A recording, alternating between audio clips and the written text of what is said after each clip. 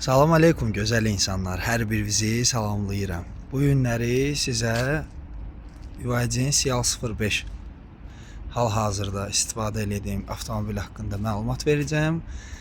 Video çox uzun olmayacaq, qısa məlumatlar verəcəm. Hansı benzindən istifadə etdiyim ilk, daha sonra təkərləri hansı hava atmosfer nə qədər olacaq, onun barədə məlumat verəcəm və ümumilikdə bu maşın haqqında qısa məlumat verəcəm. Amma bundan sonra artıq bu maşının hansı özəllikləri var, nə var, nə qədər benzin sərfiyyatı var, necədir, ümumi məlumatları verəcəm sizə ki, bəyəndiyim və bəyənmədiyim xüsusiyyətləri. İlk öncə ondan başlayayım ki, yəni birinci apqatka olunana qədər, yəni 2000 kilometrə qədər sırf 95 benzindən istifadə edəcəm. Birinci ondan başlayayım ki, 95 benzindən istifadə elədim. Hal-hazırdakı olan sərfiyyatı istəyirəm sizə göstərim. Hansı rejimdə sürürəm, o barədə məlumat verəcəm. Deməli, əzizlərim, başlayıram ilk öncə bu rejimdən. Yəni, artıq dili mən demirəm hardan dəyişmək olur. Gəlin, yaxşı bir dəqiqə göstərim. Baxın, birincidə və mor. Ən sonra kesirsiniz. Bax, burada language olacaq. Sizdə bu burada olacaq. Bunu yadda saxlayın. Bunu çevirəcəksiniz ingilis dilində. Все. Bu barədə məlumat verdim. İndi keçirik növbəti məsələyə. Benzin sərfiyyatı hal-hazırda 4 litrdir. Gördüyünüz kimi 100-ə 4 litr benzin yandırır. 95. Birinci yanacaq doldurma 50 manatlıq 95 premium vurdum. Yəni 31 litr. 31 litrə təxminən 1000 kilometr burada göstərdi. 2000 kilometr yürüyüş gedə bilər. Düzdür, təbii ki, o 1000 kilometr getməyəcək. Amma ortalama sərfiyyat 3-5-4-ün arasında. Hələ ki, heç şarj eləməmişəm. Deyim ki, 2000 kilometrə qədər, yəni bax bu ümumilikdə 2000 kilometrə qədər mən bu maşını 95 benzinlə istifadə eləyəcəm. Ondan sonrasına baxarıq. Salon gördüyünüz kimi ağdır. Açığı tez-tezə deyirdim ki, niyə görə ağdır? Yəni elə də çox bəyənmirdim, amma indi fikirləşirəm ki, yay vaxtı, yəni ağ daha sərin qalır bildiyiniz kimi. Ona görə məni qane eləyir. Çünki bu avtomobili çox güman ki, taksidə sürülməyəcək. Ona görə də hələ ki, elə bu məni qane eləyəcək. Please check if kiss inside car. Deyir ki, açar, üstündə yoxdur. Rejimdən başlayayım bir daha deyim. Hansı rejimdə sürürəm? Deməli, hələ ki, New Energy keçirəm. Save moduna keçdim və bunu, bax belə də, yəni belə olmuşdu. Bunu keçdim save-ə, bunu qaldırdım 70-ə və save düyməsini bastım. Elə həmişə demək olar ki, bu rejimdə istifadə edirəm, hələ ki. Gələcəkdə yavaş-yavaş özüm də təkmilləşdirə, sizlə də paylaşacağım ki, hansı rejimdə sürürəm.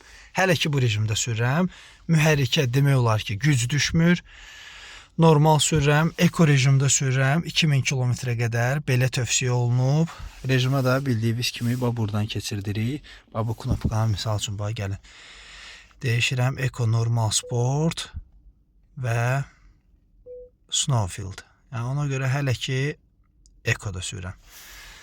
Onda elə bir ki qaz elə də çox, belə deyim də, hissiyatda olmur. Bunu bildik dostlar.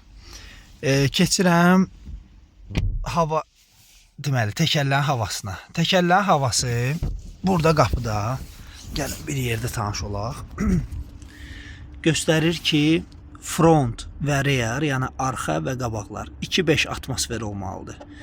Amma təbii ki, bizim öz hesablama mexanizmimiz var. Hansın ki, təkər vuran kişi dedi ki, 2-3 ilə tövsiyə olunur. Yəni 2-3 ilə hələ ki sürürəm açığı. Və bir dənə də məlumat verim. Burada yenə də aşıbqalar çıxırdı. Yəni 2-5-ə qaldırmışdıq hamısını. Yenə də aşıbqalar çıxırdı. Onu hardan sıfırladım? Bunu da göstərim. Deməli. Baxın, servis bölümündə overhaul var. Tire pressure. Yəni hamısını 2-3 eləyəndən sonra bu tire pressure reset düyməsini basırsınız, konfirmi bastınız, vəssalam. Ondan sonra sıfırlanacaq.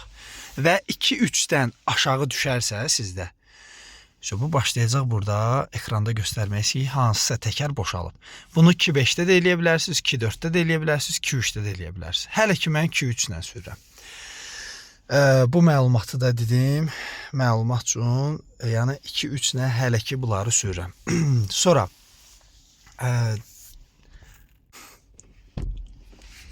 nəyə görə BYD Seal 05 bagajı buradan da açmaq olur, arxadan da.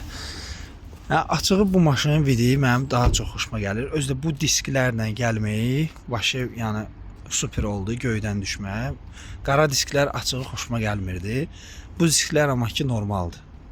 16-lıq disklərdir. Təkərin ölçüləri 225 60 16-dır. Baxın. İndi bir dənə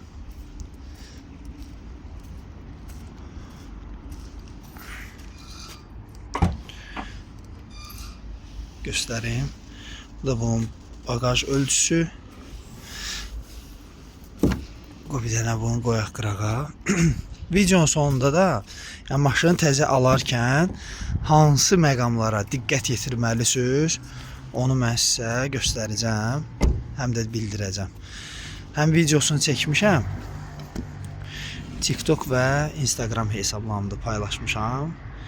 Maşının üzərində gələnlər bunlardır. Bunları göstərdim sizə. Səliqəli formada yığdım.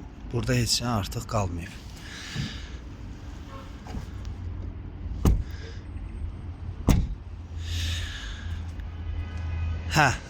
Deməli, təzə maşını alanda yoxlatdırılmalı olan iki şey var.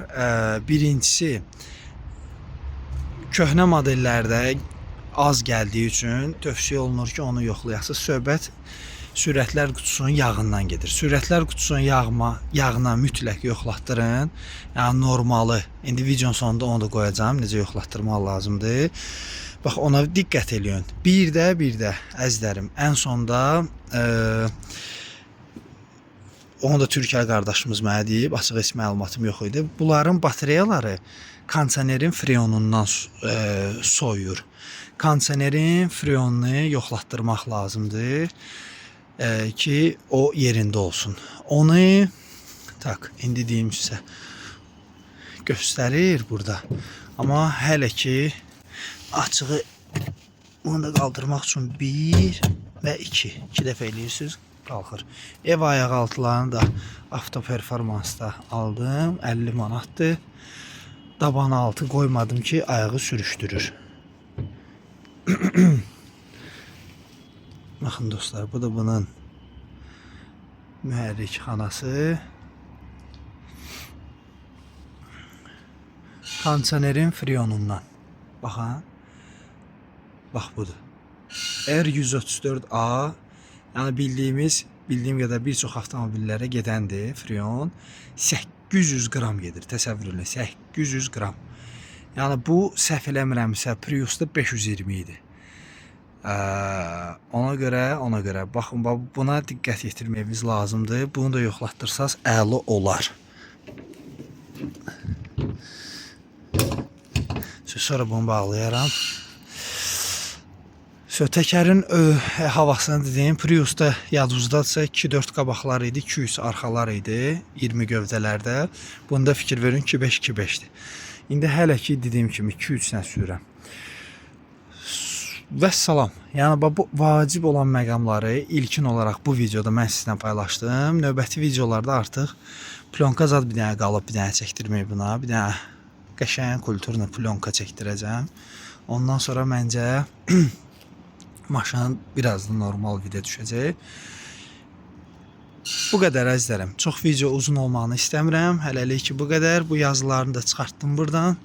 Çin yazılarını çox rahat şəkildə fenlə hələ moykada verəndə özləri çıxartdılar. Heç bir polirovkaya falan ehtiyac yoxdur. Şu əzizlərim. Bu ilə bu videonu yekunlaşdırırıq. İnşallah növbəti videolarda daha çox life hacklarını mən bu ilə bölüşəcəm. İnşallah hələlik ki burada yekunlaşdırırıq. Sağ olun, salamat qalın. İnşallah növbəti videolarda görüşərik. Bir dənə videonun sonunda da o yağı necə mühərrikin yox, korobkanın yağını yoxlatdırmışıq. O barədə də məlumat verəcəm. O ilə də videonu yekunlaşdıracağıq.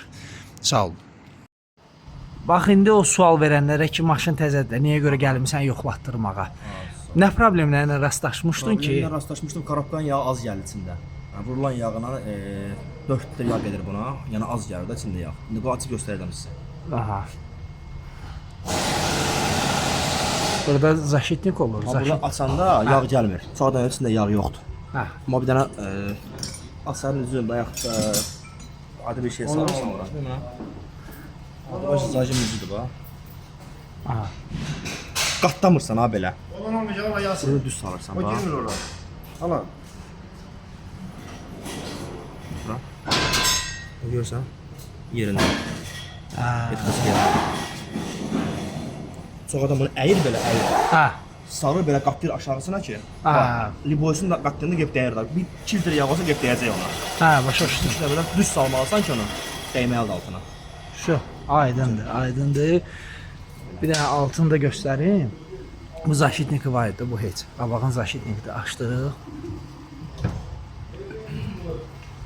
Burada işte burada bunun altın gözləmək lazımdır. Altın. Hə, bu Dəyən kimi bu zaşitnikdir, düzdür. Nazik bir şeydir. Nazik bir şeydir, hə. Nazik bir şeydir. Bir də ki, buralar bir dənə xoşuma gəlmədi. Çox səfər. Amma bateriyanı yığıb zapaskanı yerə. Da zapaskan sonra yoxdur. Hə. Həzə maşın başqa şeydir bura. Həzə maşın başqa şeydir.